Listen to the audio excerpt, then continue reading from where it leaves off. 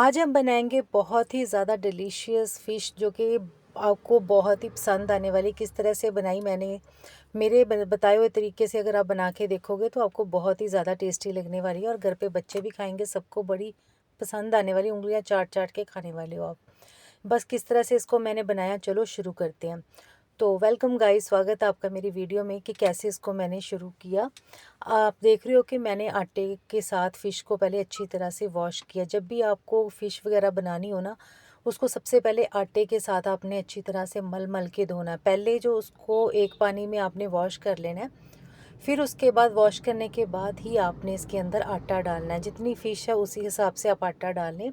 अच्छी तरह एक एक पीस के ऊपर आटा लगना चाहिए, ताकि जो आटा है वो अच्छी तरह से जो गंदगी है वो निकाल देगा और साफ़ भी कर देगा। स्मेल भी सारी निकल जाएगी और फ़िश इतनी अच्छी तरह से क्लीन होगी। और खुले पानी में फिर आपने इसको अच्छी तरह से वॉश करना है।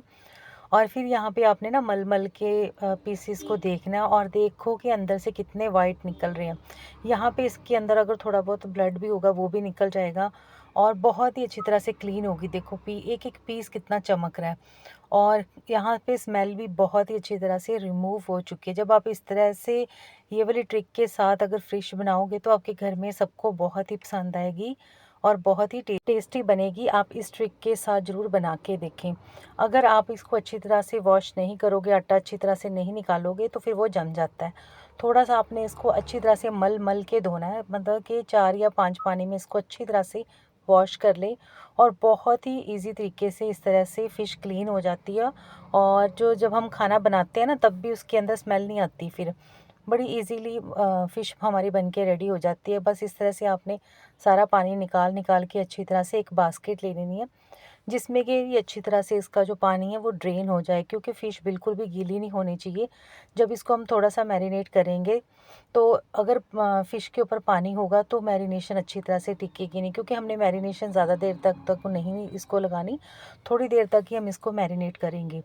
इस तरीके से बहुत ही अच्छी तरह से फ़िश बन जाती है। आप ट्राई करके देखें, जिस तरह से मैं आपको बता रही हूँ बहुत ही इजी तरीके से बन जाती है। बस यहाँ पे ये टाइम लगता है कि जब तक आप इसको वॉश कर रहे हो, आटे के साथ मल रहे हो, तभी आपको टाइम लगेगा। उसके बाद तो बहुत इजीली ये बन के रेडी हो जाएगी। आप देख रहे हो कि मैंने कितने खुले पानी में फ़िश को धोया। सेम आपने भी इस तरह से ही खुले पानी में फ़िश को अच्छी तरह से धो लेना है और फिर ड्राई करने के लिए रख देना है। यहाँ पे 10-15 मिनट के बाद ये देखो फ़िश बहुत ही अच्छी तरह से ड्राई हो चुकी है। आप देख रहे हो कि फ़िश के अंदर कोई भी पानी नहीं दिख रहा, बिल्कुल ड्राई हो चुकी है। जब आप बास्केट के अंदर डालोगे ना फ़िश को, बहुत अच्छी तरह से वो पानी को ड्रेन कर देगी। इस तरह से आपने एक खुले बर्तन में ना फ़िशेस के पीसेस को निकाल लेना है और फिर हल्की सी हल्दी बस डालनी है इसके ऊपर। यहाँ पे हम सिर्फ 2-3 चीज़ें ही डालेंगे और ज़्यादा नहीं डालेंगे, क्योंकि हमने इसको हल्का शैलो फ्राई करना, ज़्यादा नहीं करना। नमक और लाल मिर्च लगा के अच्छी तरह से इसको ऐसे मिक्स कर दें, ताकि एक एक पीसेस के ऊपर सारे स्पाइसेस मिक्स हो जाएं। ये हमने कम से कम 10 मिनट के लिए ही छोड़ना है, ज़्यादा टाइम के लिए नहीं छोड़ेंगे। अगर आपके पास ज़्यादा टाइम है तो आप छोड़ सकते हो, लेकिन मैंने तो यहाँ पे सिर्फ 10 मिनट के लिए छोड़ा था। अब आप सोच रहे होंगे कि ऐसे फ़िश को फ्राई करते हैं तो फ़िश टूट जाती है या फिर कढ़ाई के साथ लग जाती है। उसके लिए भी मैं आपको एक ट्रिक बताती हूँ कि आपने क्या करना है। बस अच्छी तरह से पहले पूरे मसालों को आपने मिक्स कर लेना है, ताकि जो स्पाइसेस अच्छी तरह से मिक्स हो जाएं। और ये है एक ट्रिक, नींबू आपने ज़रूर लगाना है, क्योंकि जब हम फ़िश को शैलो फ्राई करते हैं या फ्राई करते हैं फिर वो टूटती नहीं है। नींबू के साथ वो अच्छी तरह से एक उसके अंदर बाइंडिंग बनी रहती है, जिससे कि वो टूटती नहीं है और बिखरती नहीं है और टिकी रहती है।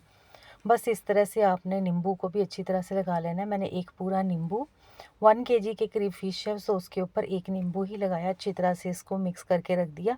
अगर आपके पास नींबू नहीं है, विनेगर है, तो विनेगर भी आप लगा सकते हो। मैंने यहाँ पे 3 या 4 स्पून जो होते हैं ना, टेबल स्पून, वही वाला ऑयल लिया। बस उतना ही ऑयल लिया, मस्टर्ड ऑयल लिया है। ज़्यादा हम इसको डीप फ्राई नहीं करेंगे, क्योंकि जब हमने फ़िश को तड़का लगाना तो उसमें भी तो तेल डालना है, इसीलिए कम तेल के अंदर ही हम इसको ऐसे फ्राई कर लेंगे। हल्का सा शैलो फ्राई ही हम करेंगे, डीप फ्राई नहीं करेंगे। बस इस तरह से आपने एक एक फ़िश के पीसेस को 1 बाय 1 ऐसे रख। यहाँ पे आपको 6 से 7 मिनट लगेंगे एक साइड चेंज करने में, और आराम से इसको आपने करना है, क्योंकि यहाँ पे ये बहुत ज़्यादा सॉफ्ट हुई होती है। जितने जितने आराम के साथ आप इसको चेंज करोगे ना, तो उसी हिसाब से फ़िश हमारी बची रहेगी, नहीं तो ये नीचे लग जाएगी और टूट जाएगी। तो इस तरह से जो पीसीज है वो टूट जाएंगे आपस में। तो बहुत ही आराम से आपने 1 बाय 1 करके ही इसको फ्राई करना है और अच्छी तरह से फ्राई करें। तो जितनी अच्छी तरह से आप इसको फ्राई करोगे उतनी ही अच्छी आपकी फ़िश बनेगी। इस चीज़ की मैं आपको गारंटी देती हूँ, बहुत टेस्टी फ़िश बनेगी। बस मेन इसमें ये कि आपने अच्छी तरह से फ़िश को फ्राई कर लेना है। कुछ इस तरह से हम फ़िश देखने में जितनी सुंदर लग रही है ना, उतनी ही टेस्टी आपकी फ़िश बनने वाली है आज, और बहुत ही ज़्यादा यम्मी बनेगी। बस इसमें यही है कि आपने जब तक इसको फ्राई करना है ना, बहुत ही अच्छी तरह से फ्राई करना है, तो उसके अंदर एक अलग सा टेस्ट आएगा। अगर आप कच्ची ही फ़िश को बनाओगे ना, तो उसका टेस्ट इतना अच्छा नहीं आता। अगर आप ऐसे फ्राई करके या डीप फ्राई करके, शैलो फ्राई करके बनाओगे, तो उससे फ़िश का जो टेस्ट है वो बहुत अच्छा आता है। बस इस तरह से हमने सारे पीसीस को कर लिया फ्राई। और इधर मैंने ना 2 बड़े प्याज लिए, टमाटर लिए 3, और लहसुन, अदरक और हरी मिर्च सिर्फ 2 ही ले रही हूँ। कुछ प्याज को ना हम पीसेंगे, और फ़िश भी इधर हमारी फ्राई हो चुकी है। मिक्सी के जार में आपने प्याज को डाल देना, बस हल्का सा दरदरा सा ही प्याज को करेंगे, क्योंकि जब ग्रेवी बनानी है ना, तो उसमें खड़े खड़े जो प्याज टमाटर अच्छे नहीं लगते। तो इस तरह से हम ग्राइंड कर लेंगे। स्मूथ पेस्ट बना के ही ग्रेवी बहुत अच्छी बनती है। यहाँ पे मस्टर्ड ऑयल हमारा गर्म हो चुका था, और तेज पत्ता वगैरह डाल के हमने सब कुछ डाल के अच्छी तरह से इसको ऐसे मिक्स कर लेना है।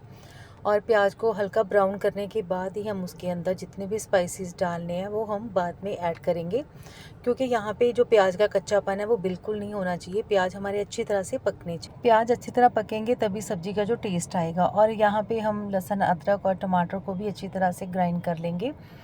जब हम लहसुन, अदरक सबको अच्छी तरह से मिक्स करते हैं ना, फिर ही जो सब्ज़ी का टेस्ट है वो बहुत अच्छा आता है। बस आपने भी सेम सारी चीज़ें मिक्स करके ही ग्राइंड करनी है। अब देखते हैं कि हमारे प्याज ब्राउन हो चुके हैं। अब देख रहे हैं कि 10 मिनट के बाद हमारे प्याज अच्छी तरह से ब्राउन हो चुके हैं। यहाँ पे हमने फुल फ्लेम नहीं करनी, स्लो फ्लेम पे ही पकाना है, क्योंकि अगर फुल फ्लेम पे पकाएंगे तो प्याज हमारे जल जाएंगे। जो सब्ज़ी का टेस्ट है फिर वो अच्छा नहीं आएगा। प्याज जितने ब्राउन होंगे उतने कड़वे लगेंगे। नमक डाल देते हैं सबसे पहले, जैसे ही प्याज ब्राउन हुआ। हल्दी, धनिया पाउडर और लाल मिर्च पाउडर, सारे मसाले डाल के आपने अच्छी तरह से इसको ऐसे मिक्स कर लेना है। हल्का हल्का इसका जो कच्चापन है हल्दी का वो निकल जाएगा। उसके बाद ही हम टमाटर ऐड करेंगे। सबसे पहले आपने स्पाइसेस को अच्छी तरह से मिक्स कर लेना, और टमाटर का पेस्ट फिर बाद में ऐड करना है। टमाटर का पेस्ट डालने के बाद भी आपने इसको ऐसे अच्छी तरह से मिक्स करना है। मिक्स कर करके ही जब हम चीज़ों को बनाते हैं ना, तो बहुत ही अच्छी चीज़ बनती है। और सबसे पहली बात उसमें यह है कि टेस्ट भी बहुत अच्छा आता है। जब प्याज पकाए, प्याज का भी कच्चापन ख़त्म किया, फिर मसालों का भी किया, फिर टमाटर का भी करेंगे, और ढक के इसको पका देंगे 5-10 मिनट के लिए। 5-10 मिनट के बाद देखेंगे कि हमारे स्पाइसेस में से जब ऑयल अच्छी तरह से निकल चुका है, तो इसका मतलब है कि हमारे मसाले पक चुके हैं। अब देखते हैं थोड़ी देर के बाद कि हमारे मसाले अच्छी तरह से पक चुके हैं। जब यहाँ पे मसाला अच्छी तरह से पक गया, तेल अच्छी तरह से निकल गया, तो बस फिर आपने फ़िश मसाला यहाँ पे ऐड कर देना। जो भी आपके पास मसाला होगा, गरम मसाला होगा तो वो ऐड कर दें। तो इस तरह से टेस्ट के लिए ना थोड़ा मसाला ऐड कर देंगे, अच्छी तरह से मसाला भी मिक्स करके। और फिर उसके बाद यहाँ पे ना मैंने गर्म पानी करके रखा है केटल में, मैं गर्म पानी ऐड करूँगी। अगर आपने नॉर्मल पानी डालना है तो आप नॉर्मल भी डाल सकते हो, लेकिन मैं यहाँ पे गर्म पानी करके ही ऐड करूँगी। उससे क्या होगा, जो स्पाइसी सारे पके हुए हैं, तो गर्म पानी बॉईल करके डालेंगे वो ज़्यादा अच्छा रहेगा। मैं यहाँ पे 4 बड़े गिलास भर के पानी के ले रही हूँ, क्योंकि ग्रेवी फ़िश बनानी है। हमने फ़िश को ऑलरेडी फ्राई करके रख दिया हुआ है, क्योंकि जो फ़िश में अच्छा ऑयल होता है ना, फिर वो भी निकल आता है, उससे जो ग्रेवी थिक हो जाती है।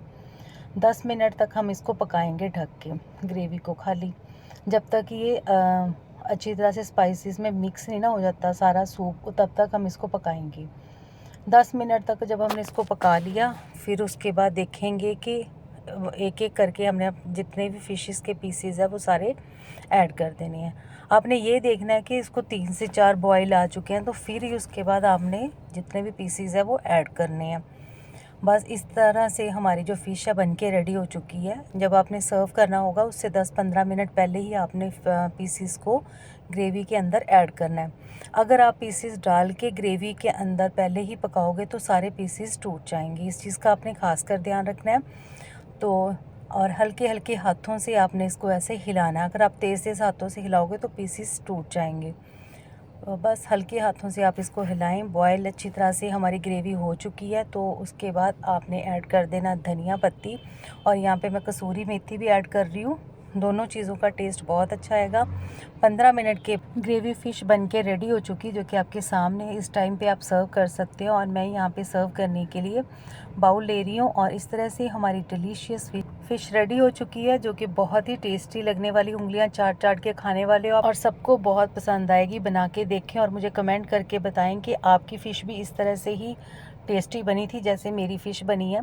तो ज़रूर मुझे कमेंट करके बताना। अगर आपको मेरी वीडियो अच्छी लगे तो प्लीज़ लाइक करें, सब्सक्राइब करें, ढेर सारा प्यार दें। और इस तरह से मैंने फ़िश को फटाफट से रेडी किया और सबको घर पे बड़ी पसंद आई। आप भी ट्राई करें और मुझे ज़रूर कमेंट करके बताना। Thank you guys. मिलते हैं कल नेक्स्ट वीडियो में। Bye bye.